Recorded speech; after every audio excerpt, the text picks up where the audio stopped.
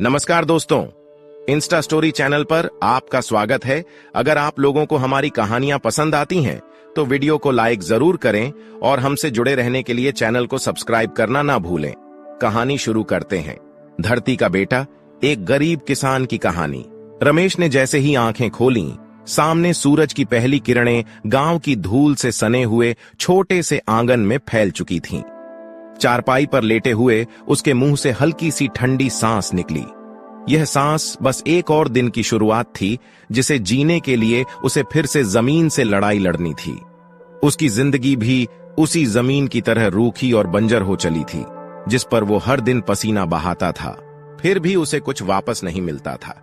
गांव के किनारे बसे उसके पुराने कच्चे घर में 5 लोगों का पेट भरने की जिम्मेदारी रमेश के कंधों पर थी। उसकी पत्नी, 2 बच्चे और बूढ़ी मां। हालांकि जमीन उसकी थी, परंतु जैसे वह जमीन कभी उसे पूरा नहीं दे पाई, वैसे ही रमेश के जीवन में भी कभी पूरी खुशी नहीं आई। हर साल जब मानसून आता, वह आसमान की ओर देखता, मानो उम्मीद कर रहा हो कि इस बार बारिश उसकी किस्मत बदल देगी। परंतु हर साल वही कहानी दोहराई जाती। बादल आते, थोड़ी सी बारिश होती और फिर सब कुछ सूख जाता। रमेश के पास सिर्फ 2 एकड़ जमीन थी जिसमें वह खेती करता था। यह जमीन उसके बाप दादा की दी हुई धरोहर थी, लेकिन आज के दौर में यह जमीन एक भार बन चुकी थी। कर्ज का बोझ उसके माथे पर लदा था जो हर साल बढ़ता ही जा रहा था। बैंक से लिए गए कर्ज और साहूकारों की ऊंची ब्याज दरों ने उसकी हालत खस्ता कर दी थी। फसल उगाने के लिए बीज, खाद और पानी चाहिए, लेकिन अब ये सब चीजें भी रमेश के लिए दुर्लभ हो चली थीं। पानी का संकट तो जैसे गांव में जन्म से ही चला आ रहा था और मौसम भी मानो रमेश की मेहनत का मजाक बना रहा था। साल 2019 की बात है जब पहली बार उसकी फसल पूरी तरह से बर्बाद हो गई थी। बारिश नहीं हुई और जो थोड़ी बहुत फसल बची थी उसे कीड़ों ने चट कर लिया। रमेश ने जैसे तैसे कर्ज लिया। उम्मीद थी कि अगली बार हालात सुधरेंगे, पर अगले साल फिर वही हुआ। हर बार वह खेत में पूरे जोश से काम करता, बीज बोता, लेकिन जैसे ही फसल तैयार होने का समय आता, उसकी सारी मेहनत मिट्टी में मिल जाती। रमेश की पत्नी सुमन उसे समझाने की कोशिश करती। रमेश, क्यों हर बार इतनी मेहनत करते हो? शायद हमें कोई और काम करना चाहिए। परंतु रमेश के लिए खेती सिर्फ रोजगार नहीं थी, वह उसका जीवन था, उसकी पहचान थी।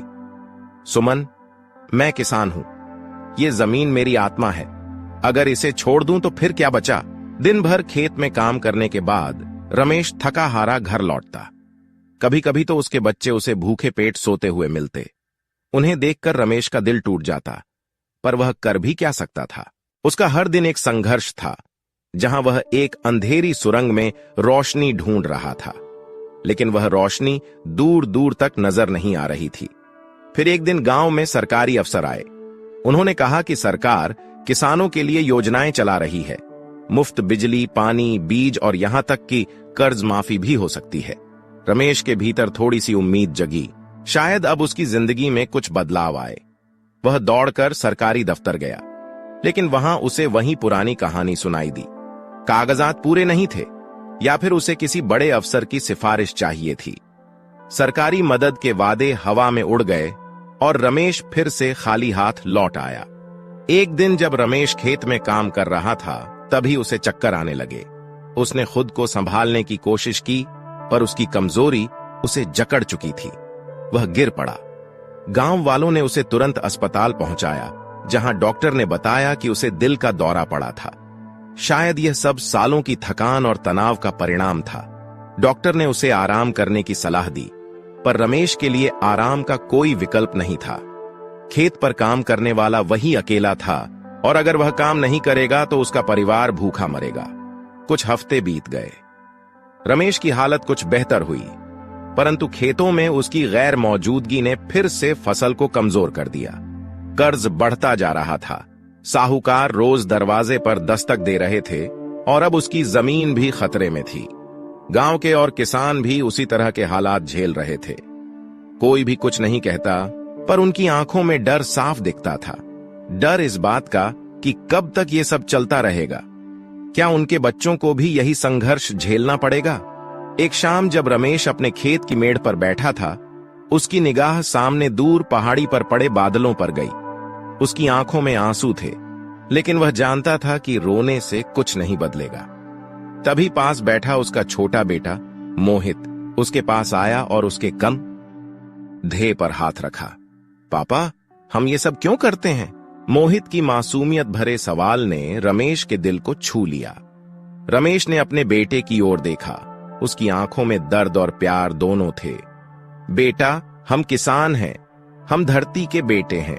ये जमीन हमारी मां है, हम इसे छोड़ नहीं सकते, चाहे कितनी ही मुश्किलें क्यों ना आएं। मोहित ने अपने पिता की बात शायद पूरी तरह से नहीं समझी, पर उसने देखा कि उसके पिता के चेहरे पर कुछ ऐसा था जो पहले कभी नहीं देखा था। वह था उम्मीद। रमेश जानता था कि उसके पास विकल्प कम है, पर वह हार मानने वाला नहीं था। उसने अपने दोस्तों के साथ मिलकर एक सहकारी समिति बनाने का सोचा। धीरे धीरे वे एकजुट होकर बीज खरीदने लगे, खेती के नए तरीकों को अपनाने लगे और सरकारी योजनाओं को सही से लागू कराने के लिए दबाव डालने लगे। संघर्ष अब भी खत्म नहीं हुआ था, लेकिन एक नई शुरुआत हो चुकी थी। आज भी रमेश के पास 2 ही एकड़ जमीन है, पर उसके दिल में उम्मीद की जगह फिर से हरी भरी फसलें लहराने लगी हैं। वह जानता है कि रास्ता लंबा और कठिन है, पर उसके पास अब अपने बेटों के लिए एक सपना है, एक बेहतर भविष्य, जहां किसान सिर्फ मेहनत ही नहीं करेगा बल्कि उसका फल भी पाएगा। रमेश के संघर्ष की यह कहानी केवल एक किसान की नहीं, बल्कि उन लाखों किसानों की है जो धरती के बेटे हैं और जिनकी जिंदगी का हर दिन एक नया संघर्ष है। रमेश और उसके जैसे किसान सिर्फ जमीन से ही नहीं, बल्कि हालात से भी जूझ रहे थे। सहकारी समिति बनाने के बाद धीरे धीरे गांव के और किसान भी इस मुहिम में शामिल होने लगे। रमेश और उसके साथियों ने ठान लिया था कि अब वे सिर्फ मौसम या किस्मत पर निर्भर नहीं रहेंगे। उन्होंने अपने खेतों में पानी के उचित इस्तेमाल के लिए छोटे छोटे तालाब खुदवाने शुरू किए। ये तालाब मानसून के दौरान बारिश का पानी जमा करते थे, जिससे सूखे के दिनों में भी फसल को पानी मिल सके। सरकार से मदद मिलना अब भी आसान नहीं था, लेकिन गांव के किसानों ने अपने हक के लिए आवाज उठानी शुरू कर दी थी।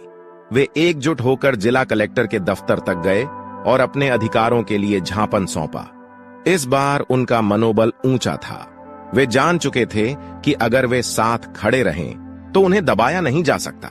कई महीनों के संघर्ष और सरकारी अफसरों से बात करने के बाद आखिरकार गांव में कुछ सरकारी योजनाओं का लाभ मिलना शुरू हुआ। मुफ्त बीज, खाद और सब्सिडी पर बिजली। रमेश के जीवन में धीरे धीरे बदलाव आने लगा। हालात अभी भी कठिन थे, पर अब संघर्ष का रास्ता थोड़ा सा आसान लगने लगा था। सहकारी समिति ने नई तकनीकें अपनाई, जिनमें जैविक खेती का तरीका भी शामिल था। जैविक खेती में लागत कम होती है और पैदावार भी बेहतर होती है। रमेश और उसके साथी धीरे धीरे अपनी उपज को बाजार में बेचने लगे और अच्छे दाम पाने लगे। अब वे बिचौलियों पर निर्भर नहीं थे। उन्होंने खुद अपनी मंडी में जाकर माल बेचना शुरू किया, जिससे उन्हें फसल का सही मूल्य मिलने लगा।